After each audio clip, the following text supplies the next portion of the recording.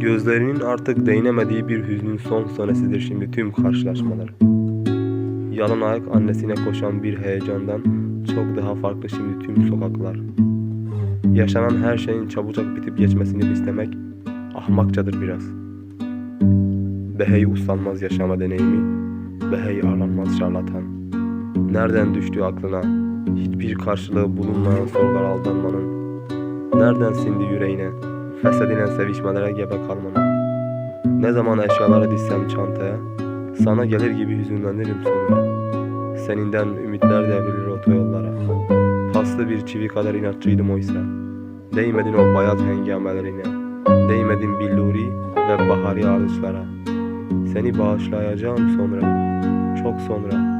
Saçaklardan düşen son güz damlaları eşliğinde, geçerken bir torna dükkanının önünden, yansımasında gördüğünde kendini toplu taşıma araçlarında benzi soluk bir işçinin gözlerindeki bulanık geleceğini ve ellerindeki boynu bükük gülüne iliştiğinde gözlerin, yüreğin yediş edilmiş bir pir sultan aptal kelamı gibi çiğnendiğinde kalabalıkların ayakları altında.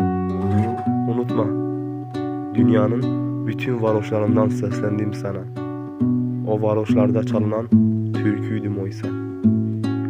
Durmadan çarpan bir kalbi vardı çıkmaz sokak varoşlarımın. Her bir köşesinde eksik dokunuşların izi ve bir bıçağın kanatan öteki yüzü.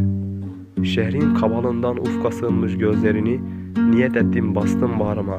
Adını kabuslara öteleyen bir muska gibi koynumda taşıdım.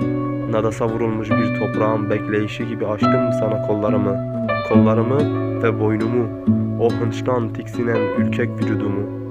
İrin kokan çağdaş semtlerin mimarisine yenik düşen omuzların taşıyamadı bize olan aşkını. Biz, yani bitmez dediğin ne varsa onun timsali. Biz, yani tüm ayrıntıların kurbanı.